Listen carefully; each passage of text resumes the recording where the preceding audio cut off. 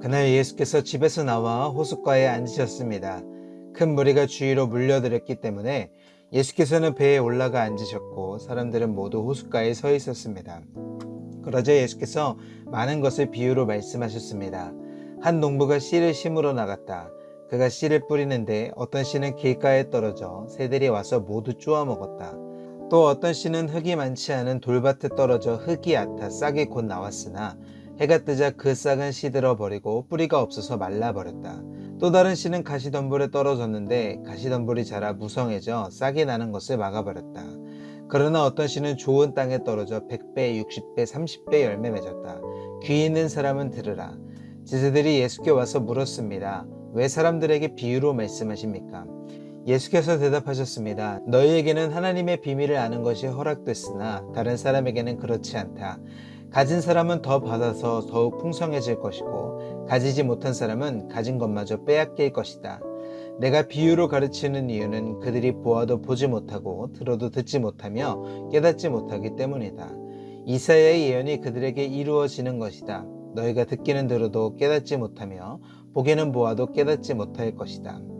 이 백성들의 마음이 굳어져서 귀는 듣지 못하고 눈은 감겨 있다. 이것은 그들로 하여금 눈으로 보지 못하게 하고 귀로 듣지 못하게 하고 마음으로 깨닫지 못하게 하고 돌아서지 못하게 해 내가 그들을 고쳐주지 않으려는 것이다. 그러나 너희는 볼 수 있으니 복이 있고 너희 귀는 들을 수 있으니 복이 있다. 내가 진실로 너에게 말한다. 많은 예언자들과 의인들이 너희가 보는 것을 보려 했지만 보지 못했고 너희가 듣는 것을 들으려 했지만 듣지 못했다. 이제 씨 뿌리는 사람의 비유를 들어보라. 하늘나라에 대한 말씀을 들어도 깨닫지 못하면 악한 자가 와서 그 마음속에 뿌려진 것을 빼앗아 간다. 이것이 바로 길가에 뿌린 씨와 같은 사람이다. 돌밭에 떨어진 씨는 말씀을 듣자마자 기쁨으로 받아들이지만 뿌리가 없기 때문에 오래가지 못한다. 말씀 때문에 고난이나 핍박이 오면 곧 걸려 넘어진다. 또 가시덤불 가운데 떨어진 씨는 말씀을 들었지만 이 세상의 걱정과 돈의 유혹이 말씀을 막아 열매 맺지 못하는 사람이다. 그러나 좋은 땅에 떨어진 씨는 말씀을 듣고 깨닫는 사람이다. 이 사람은 열매를 맺어 100배, 60배, 30배 결실을 낸다. 예수께서 또 다른 비유를 들어 말씀하셨습니다. 하늘나라는 어떤 사람이 자기 밭에 좋은 씨를 뿌린 것에 비유할 수 있다. 그런데 사람들이 모두 자고 있는 동안 원수가 와서 밀 가운데 가라지를 뿌리고 도망갔다. 밀이 줄기가 나서 열매를 맺을 때에 가라지도 보였다. 종들이 주인에게 와서 말했다. 주인님께서는 밭에 좋은 씨를 뿌리지 않으셨습니까? 그런데 도대체 저 가라지가 어디에서 생겨났습니까? 그러자 주인이 대답했습니다. 원수가 한 짓이다. 종들이 물었습니다. 저희가 가서 가라지를 뽑아버릴까요? 주인이 대답했습니다. 아니다. 가라지를 뽑다가 밀까지 뽑을 수 있으니 추수할 때까지 둘 다 함께 자라도록 내버려 두어라. 추수할 때에 내가 일꾼들에게 먼저 가라지를 모아 단으로 묶어 불태워 버리고 밀은 모아 내 곳간에 거두어 드리라고 하겠다. 예수께서 또 다른 비유를 들어 말씀하셨습니다. 하늘나라는 사람이 자기 밭에 가져다가 심어놓은 겨자씨와 같다. 겨자씨는 모든 씨앗들 가운데 가장 작은 씨앗이지만 자라면 모든 풀보다 더 커져서 나무가 된다. 그래서 공중에 나는 새들이 와서 그 가지에 깃들게 된다. 예수는 또 다른 비유를 들어 말씀하셨습니다. 하늘나라는 여인이 가져다가 밀가루를 3, 4톤에 섞어 온통 부풀게 하는 누룩과 같다. 예수께서는 사람들에게 이 모든 것을 비유로 말씀하셨습니다. 비유가 아니면 아무 말씀도 하지 않으셨습니다. 이는 예언자를 통해 하신 말씀을 이루시려는 것이었습니다. 내가 입을 열어 비유로 말할 것이다. 세상이 창조된 이래로 감추어진 것들을 말할 것이다. 그리고 나서 예수께서는 무리를 떠나 집으로 들어가셨습니다. 제자들이 예수께 와서 말했습니다. 밭에 난 가라지 비유를 설명해 주십시오. 예수께서 대답하셨습니다. 좋은 씨를 뿌린 사람은 인자다. 밭은 세상이고 좋은 씨는 하늘나라의 자녀들을 뜻한다. 가라지는 악한 자의 아들들이고 가라지를 뿌린 원수는 마귀다. 추수되는 세상의 끝이며 추수하는 일꾼은 천사들이다. 가라지가 뽑혀 불태워지듯이 세상의 끝에도 그렇게 될 것이다. 인자가 자기 천사들을 보내면 천사들을 죄를 짓게 하는 모든 것들과 악을 행하는 모든 사람들을 그 나라에서 가려내 활활 타오르는 불 아궁이에 던져 넣을 것이다. 거기서 그들은 슬피 울며 이를 갈 것이다. 그때 의인들은 자기 아버지의 나라에서 해같이 빛날 것이다. 귀 있는 사람은 들으라. 하늘나라는 밭에 숨겨진 보물과 같다. 어떤 사람이 그것을 발견하고는 감추어두고 기뻐하며 돌아가 모든 재산을 팔아서 그 밭을 산다. 또 하늘나라는 좋은 진주를 찾아다니는 상인과 같다. 그는 값진 진주를 발견하고 돌아가 모든 재산을 팔아서 그것을 산다. 또한 하늘나라는 바다에 던져 온갖 물고기를 잡는 그물과 같다. 그물이 차면 어부들은 그물을 물가로 끌어내고 앉아서 좋은 고기는 바구니에 담고 나쁜 고기는 버린다. 세상의 끝도 그렇게 될 것이다. 천사들이 와서 의인 중에서 악인을 가려내 활활 타오르는 불 아궁이에 던져 넣을 것이다. 거기서 그들을 슬피 울며 이를 갈 것이다. 예수께서 물으셨습니다. 너희가 이 모든 것을 깨달았느냐? 제자들이 예 하고 대답했습니다. 예수께서 그들에게 말씀하셨습니다.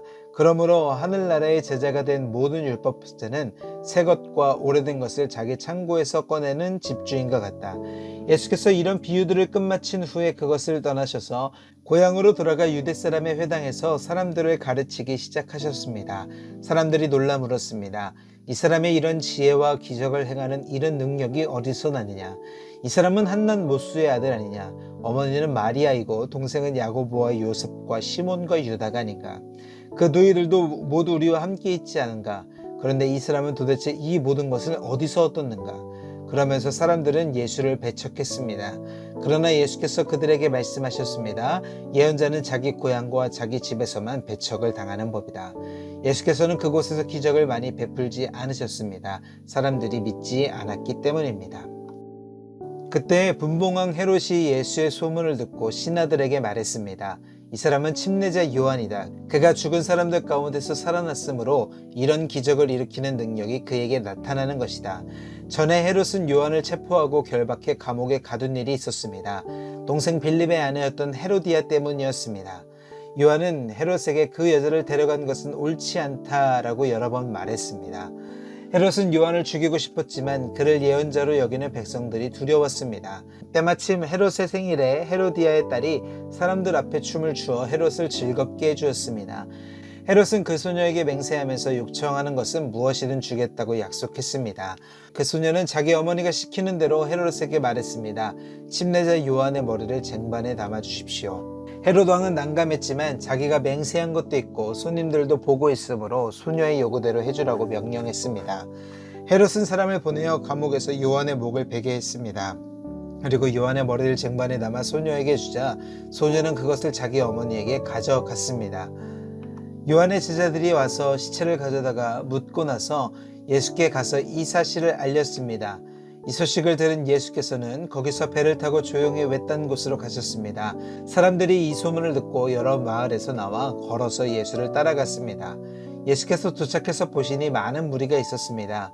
예수께서는 그들을 불쌍히 여기시고 아픈 곳을 고쳐주셨습니다. 저녁 때가 되자 제자들이 예수께 다가와서 말했습니다. 이것은 외딴 곳이고 날도 이미 저물었습니다. 사람들을 보내 마을로 가서 각자 음식을 사 먹게 하시지요.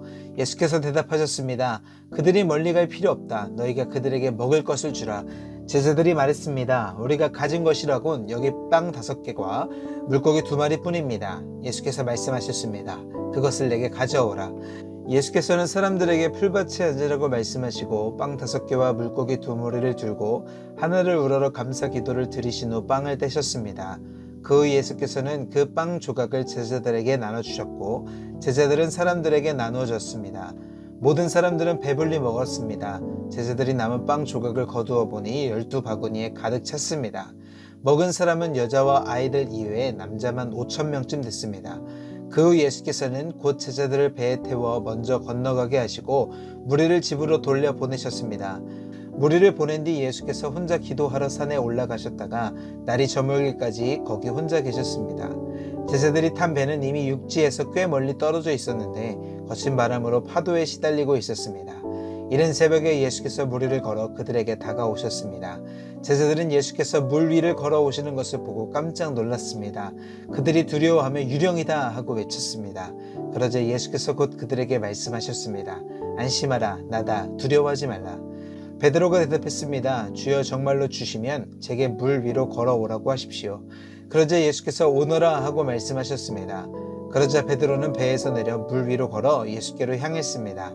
그러나 베드로는 바람을 보자 겁이 났습니다.